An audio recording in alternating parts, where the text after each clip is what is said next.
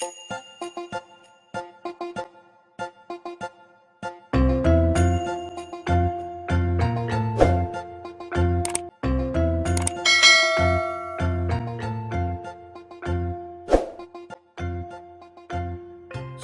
jumpa lagi di kanal kesayangan kita bersama.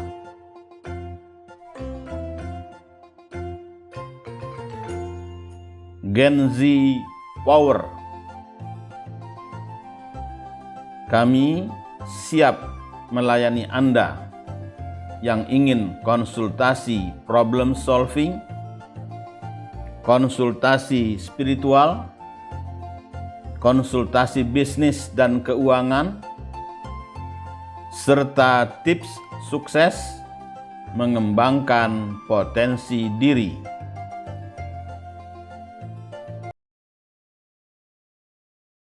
Assalamualaikum warahmatullahi wabarakatuh. Selamat sore Sobat Ngopi semua yang selalu ceria dan bahagia. Jumpa lagi kita di acara Ngopi, Ngobrol Spiritual bareng Abi.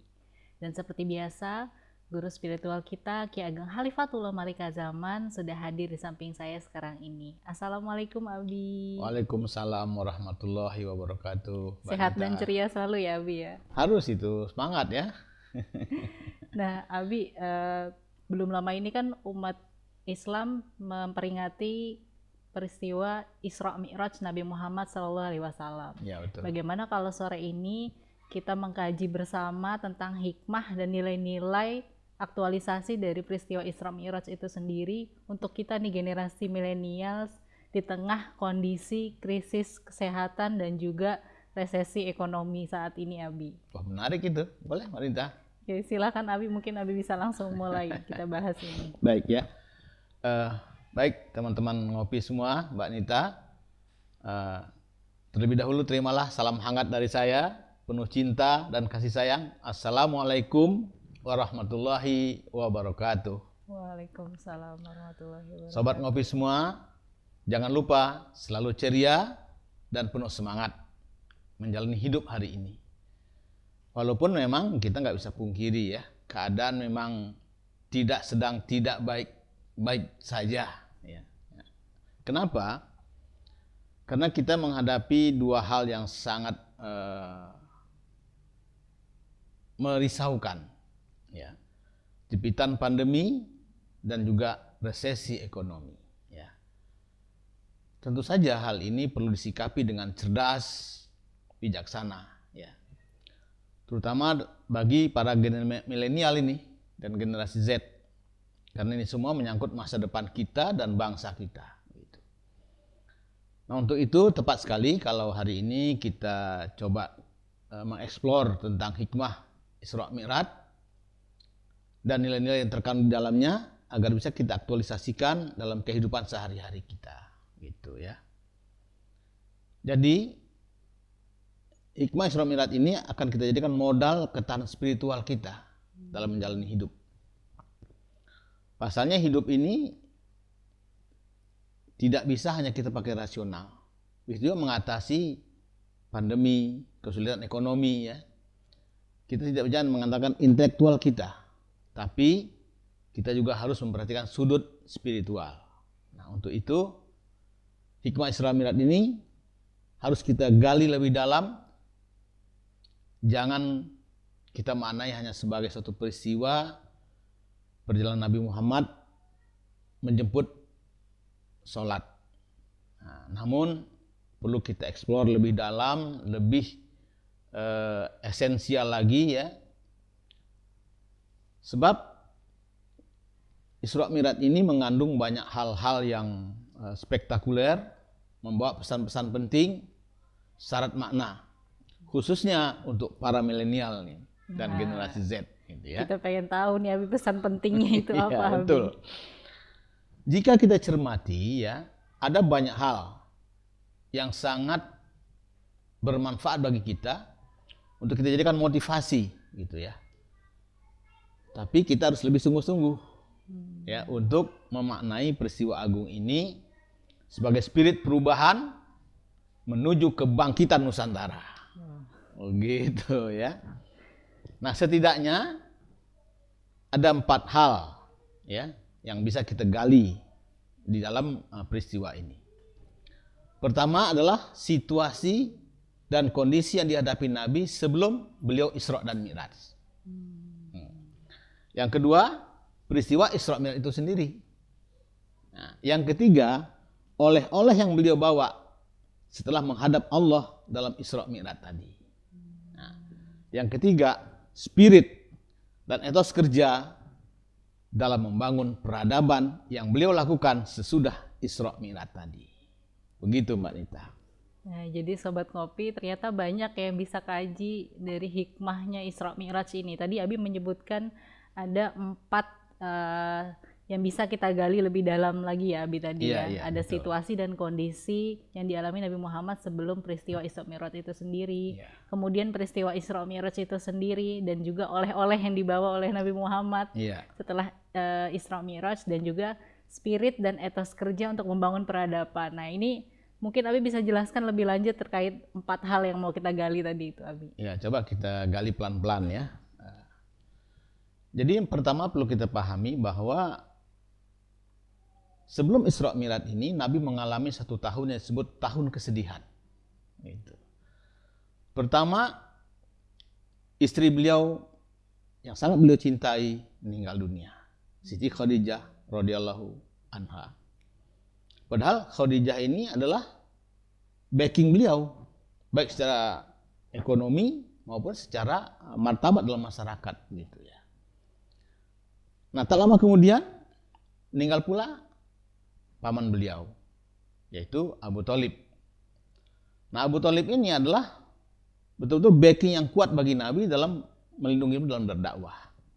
Nah, jadi banyaklah, selain itu banyak lagi peristiwa yang membuat Nabi sedih dan juga kesempitan dalam kehidupan. Ya. Jadi karena Abu Thalib meninggal, maka kepemimpinan Quraisy pindah ke adiknya, yaitu Abu Lahab. Nah, Abu Lahab ini adalah musuh Nabi. Nah, jadi berarti Nabi kehilangan backing ekonomi, kehilangan backing cinta dari seorang istri, dan juga kehilangan backing secara keamanan maupun secara martabat.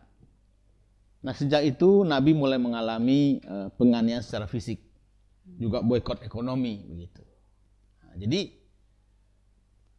Nah, dalam kondisi kesedihan dan kesempitan tadilah Allah mengutus Jibril alaihissalam untuk menjemput Rasulullah SAW Isra dan Mi'raj.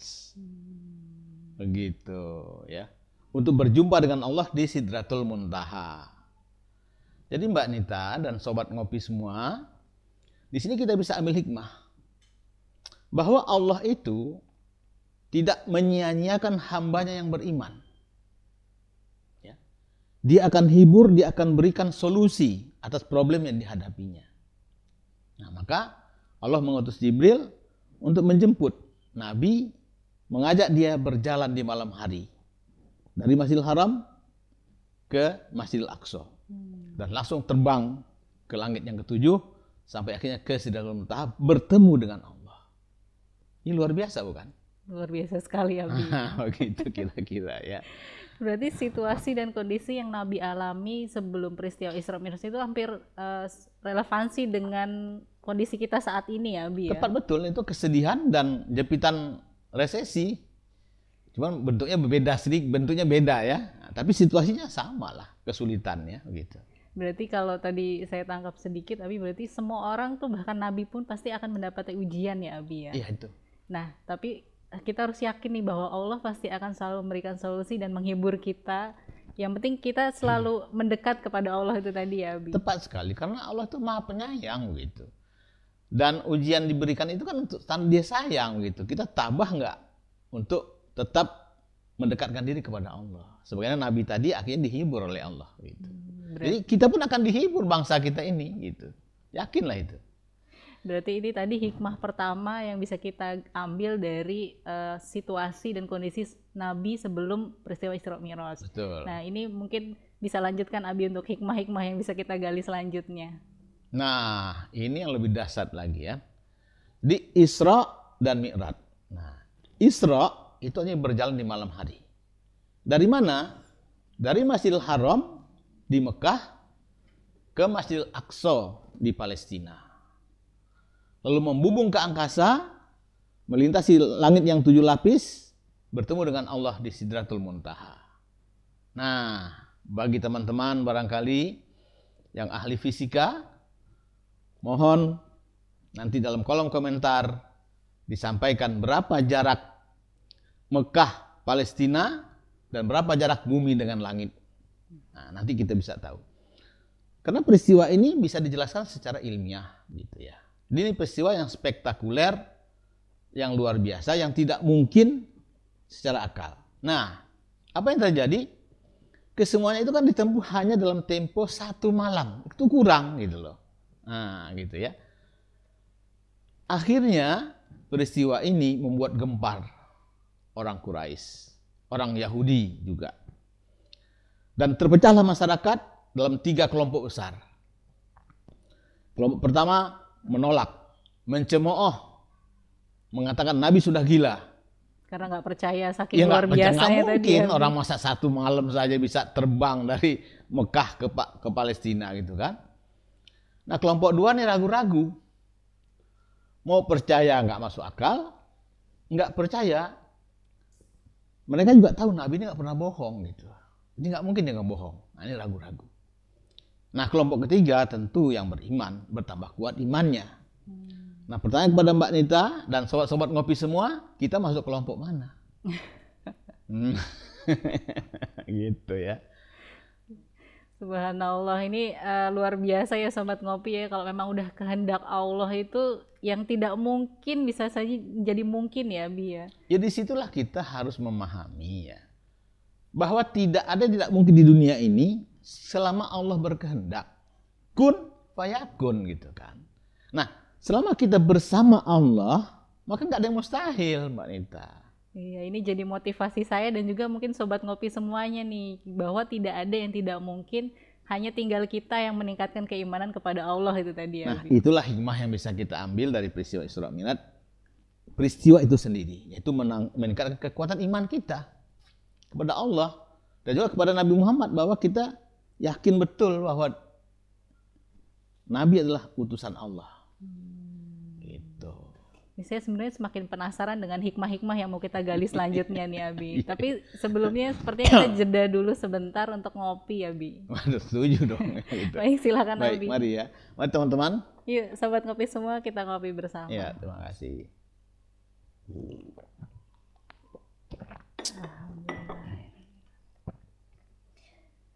Nah mungkin bisa dilanjut Abi untuk menggali hikmah yang selanjutnya nih Abi. Baik. Jadi yang selanjutnya adalah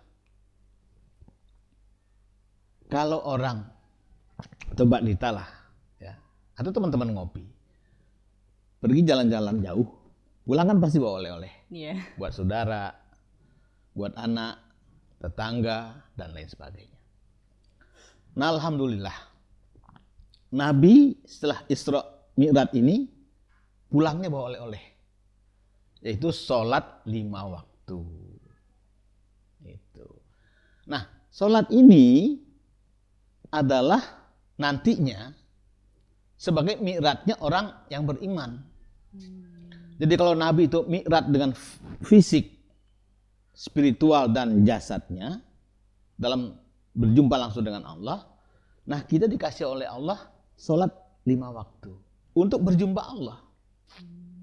Jadi sangat rugi sekali orang yang tidak sholat, karena dia nggak ketemu Allah kan. Iya. Jadi Allah kasih peluang untuk ketemu tapi dia nggak temui gitu. Maka Allah berfirman dalam Al-Quran, fawailul lil musallin allazina an sholatihim sahun. Neraka wail untuk orang yang sholat karena dia lalai dalam sholatnya. Jadi yang sholat saja Mbak Nita juga masih bisa masuk neraka kalau lalai dalam melaksanakan nilai-nilai sholat. Nah disinilah nanti sholat ini kan kita gali, kita kaji lebih mendalam, bukan sekedar ritual. Ya, ada nilai kesehatannya, ada nilai kemenangannya. Jadi sholat ini adalah suatu tiang agama. Dikatakan oleh Nabi, as-sholatu imaduddin. Faman aqamaha faqad aqamaddin. Wa man tarakaha faqad ada madin. Nah, artinya kira-kira sholat itu tiang agama. Barang siapa mendirikan sholat, berarti dia mendirikan agama. Nah, barang siapa meninggalkan sholat, berarti dia merobohkan agama. Jadi sholat ini menjadi tiang. Nah, kenapa demikian? Karena di samping sholat ini sebagai sarana perjumpaan kita dengan Allah untuk mengadu, berkeluh kesah, melapor, minta tolong dan sebagainya. Juga sholat ini mengandung nilai-nilai sosial. Nah, maka habis sholat kan kita disuruh salam kanan, salam kiri. Itu maknanya apa? Kita harus melihat tetangga kita yang kanan dan yang kiri. Nah, sholat juga menyusun barisan berjamaah. Berarti kita menyusun organisasi. Jadi sholat inilah menjadi modal kita. Nilai-nilai dalam kehidupan kita sebagai modal perjuangan kita lebih lanjut, Mbak Nita. Begitu sholatnya. Jadi Allah itu sebenarnya menurunkan perintah untuk sholat itu sebenarnya hanya karena untuk kita sendiri ya, Abi. Kita yang membutuhkan sholat itu tadi ya, Abi. Ya itu tadi ya. Ini kan ada kesalahpahaman dalam masyarakat barangkali ya. Jadi kita dengan Allah ini kan bukan antara anak buah dengan majikan. Jadi kalau karyawan dengan majikan, dengan direkturnya, itu ada hubungan timbal balik. Yang mempekerjakan butuh tenaga, butuh pikiran anak buah. Butuh dia kan. Yang bekerja butuh gaji, kira-kira begitu. Tapi Allah nggak butuh kita. Jadi kalaupun semua orang ini ibadah, ya Allah nggak untung. Kalaupun semua orang durhaka, Allah juga tidak rugi. Nah, jadi sholat itulah kebutuhan kita untuk bertemu dengan Allah, mengadu kepada Allah. Maka dikatakan wasta'inu bisobri washolah. Minta tolonglah kamu dengan sabar dan sholat. Jadi sobat ngopi semua, bangkitlah dari rebahan. Ambil wudhu, dirikan sholat. Sholat hajat umpamanya, minta tolong kepada Allah, minta solusi kepada Allah yang maha pemberi solusi. Begitu, Mbak Nita.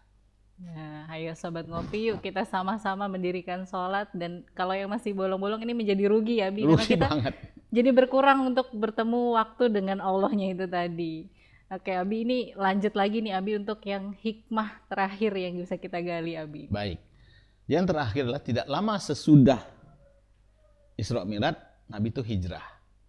Nah, jadi saya ulang kembali tadi, di soalnya kan dalam soalnya ada nilai membangun kekuatan diri, membangun jamaah, ya, juga sarana minta tolong, membangun organisasi, itu perintah sholat itu.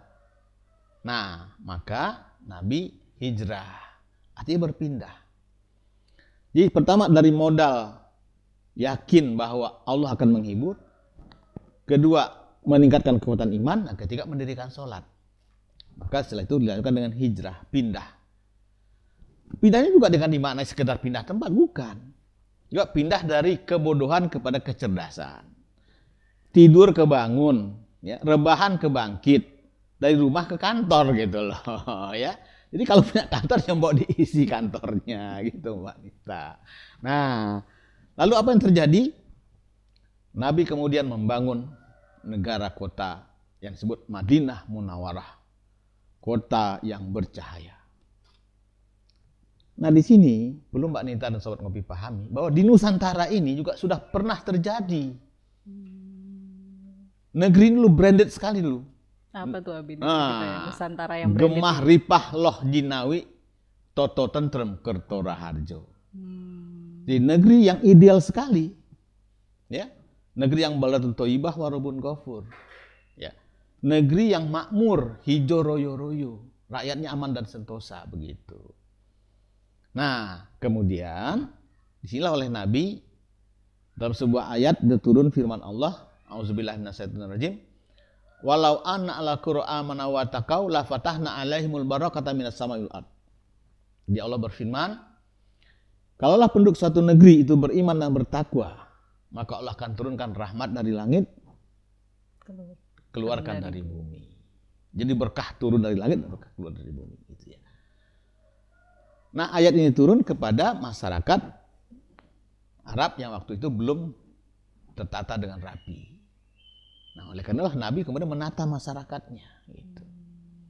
Jadi sebenarnya ayat ini dimaksud ke Nusantara ini. Dia sudah tertata tapi belum beriman. Nah, masyarakat Arab waktu itu sudah beriman tapi belum tertata. Nah, inilah modal kita dari Isra Mi'raj ini, harus bangkit kita dengan mendirikan sholat dan hijrah dari kebodohan kita kepada kecerdasan. Agar apa? Kita bisa membangkit kembali Nusantara yang ijo royo-royo. Nusantara yang gemah ripah loh jinawi, dan mudah-mudahan menjadi baldatun thayyibah wa rabbun ghafur. Begitu, Mbak Amin ya Anita. rabbal alamin. Terima kasih Abi atas penjelasannya nih. Ya, Saya sama-sama. dan Sobat Ngopi jadi lebih tahu hikmah dan juga nilai-nilai yang terkandung dalam peristiwa Isra Mi'raj, dan mudah-mudahan kita bisa mengaplikasikannya dalam kehidupan sehari-hari ini, Abi. Amin, mudah-mudahan. Dan kita juga jadi menyadari bahwa Allah menunjukkan kekuasaannya kepada kita manusia melalui peristiwa yang dialami oleh Nabi Muhammad SAW tadi. Betul. Dan semoga kita juga semakin yakin bahwa kehendak Allah ini adalah yang sudah terbaik, dan juga kita harus mengikuti kehendaknya dan petunjuknya sehingga kita bisa keluar dari krisis dan juga kesulitan ekonomi yang kita hadapi saat ini. Saya tambah dikit ya. Boleh, Abi. Ditambahnya adalah, jadi kalau kita yakin, ikuti petunjuk Allah gitu dalam menyelesaikan problem yang kita hadapi hari ini. Jangan pakai otak kita semata-mata. Monggo.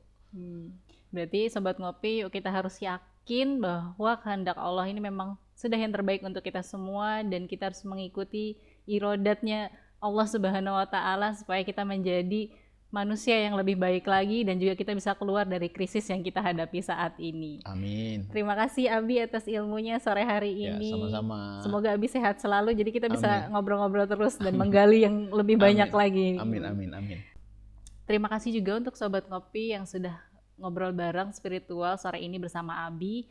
Jangan lupa untuk subscribe channel Gen Z Entertainment dan aktifkan tombol loncengnya sehingga Sobat Ngopi nggak ketinggalan video selanjutnya.